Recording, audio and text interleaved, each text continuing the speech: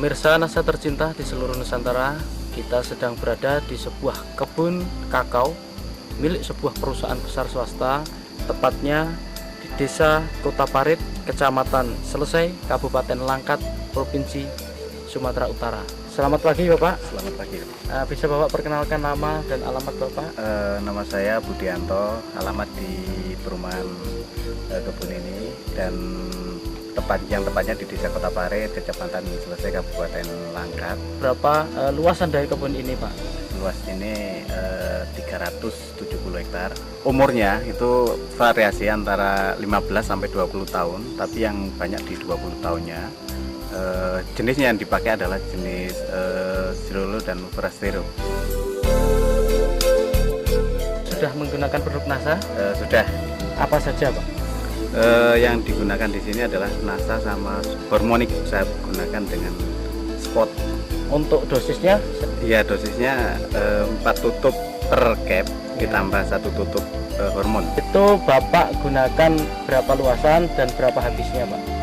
Yang saya gunakan kurang lebih 150 hektar. Nah, itu menggunakan 200 pasang per bulan. Kemudian untuk luasan 370 hektar ini sudah menggunakan produk NASA, itu berapa blok Pak? Saya coba sudah kurang lebih 60% dari luasan itu sudah menggunakan produk NASA. Tapi saya aplikasikan mulai bulan Januari tahun 2005. Untuk intervalnya Pak, interval pemupukan NASA yang Bapak lakukan untuk kebun ini, itu bagaimana Pak? Iya, jadi kita sesuaikan dengan tren produksi yang ada di Sumatera Utara. Itu tren produksi pada bulan Agustus sampai dengan bulan Maret, sehingga saya gunakan pas musim bunga di bulan Februari sama Maret untuk merangsang bunga di situ, dan aplikasi kedua nanti di bulan September Oktober ini untuk semester 1 tahun depannya. Selain pupuk dari NASA, Bapak masih juga menggunakan pupuk kimianya Pak ya? Masih. Biasanya itu dalam 1 tahun itu Bapak menggunakan untuk per pokok berapa Pak? Itu sesuai dengan rekomendasi. Kita memang melakukan rekomendasi tiap 2 tahun sekali. Jadi untuk urea itu 600 gram yang diaplikasikan 2 kali. SP sama KCL masing-masing 100 gram juga diaplikasikan setahun 2 kali. Kemudian kalau dilihat Pak ya, tanaman di sini jarak tanamnya berapa ini Pak? Ini memang bekas tanaman karet yang ditanami di bawahnya dengan cara nanam biji atau yang dikenal dengan seed head stick. Jadi jaraknya itu variasi, ada yang 1-2, ada yang 2-4. Dengan kerapatan pohon, kalau yang tanaman rapat gini sampai 1.500. Tapi yang untuk ukuran 24 sekarang rata-rata populasi tinggal kurang lebih 800 pohon per hektar.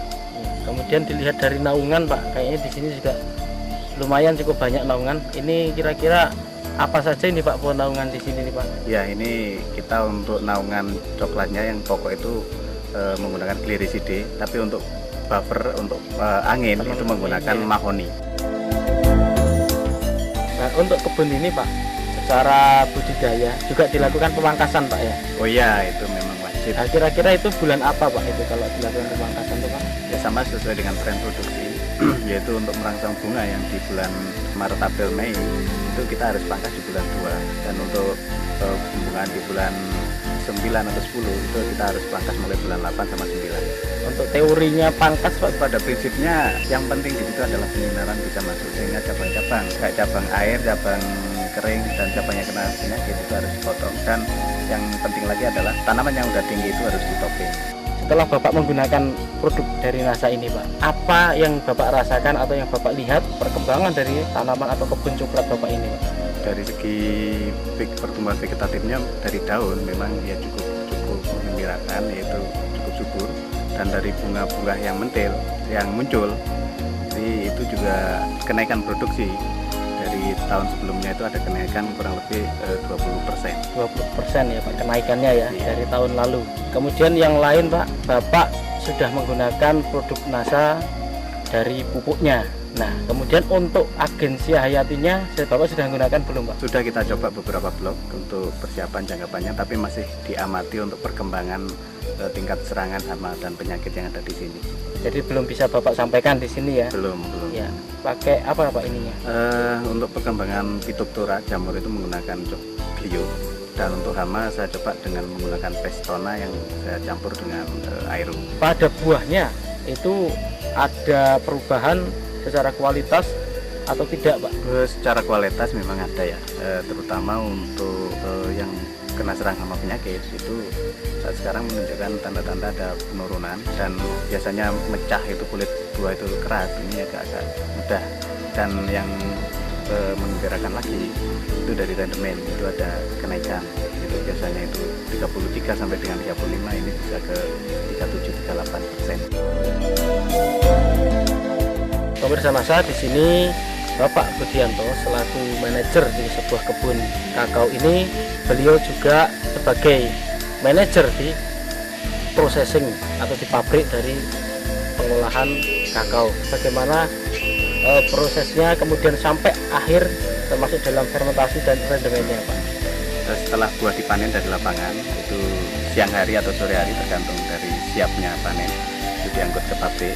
Nah di sana buah kakao tadi langsung ditimbang berapa bobotnya dan langsung dimasukkan ke dalam kotak fermentasi.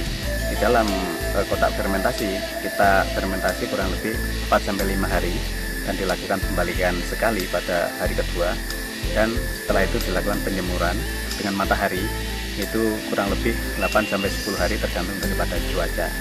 Dan setelah itu kalau biji sudah kering dimasukkan ke dalam gudang dan disortasi, yaitu untuk menentukan kualitas biji, untuk menentukan grade A atau B dan sebagainya, baru dilakukan pemakingan. Dari pemakingan itu sudah ada yang menerima, Pak ya, ataupun ini sudah terikat kontrak atau demikian, Pak ya? Ya betul, jadi ini sudah kontrak, tinggal menentukan jadwal kapan waktu pengirimannya.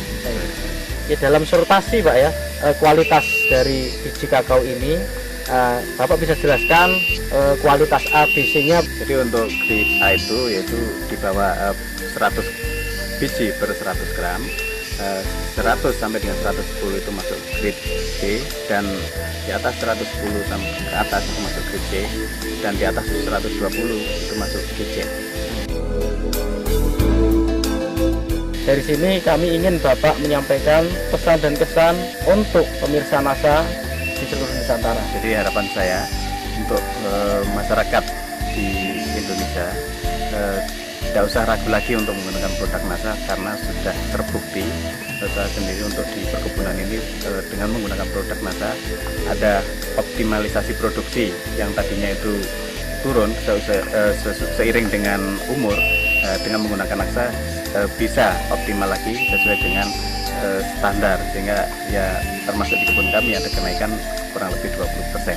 Demikianlah pemirsa Nasa tercinta di seluruh Nusantara, dengan penggunaan produk Nasa ternyata hasil dari kebun kakao milik perusahaan swasta ini berhasil meningkat dengan cukup luar biasa, yaitu peningkatan 20% dibandingkan sebelum menggunakan produk Nasa, dan secara kualitas baik itu rendemen maupun grade-nya pun dapat ditingkatkan, sehingga penggunaan produk Nasa ini mampu meningkatkan harga jual dari kakao. Demikian tim liputan Nasa dari Sumatera Utara, reporter Syahria Reza dan kameramen Adi Nugroho melaporkan. Salam Nasa.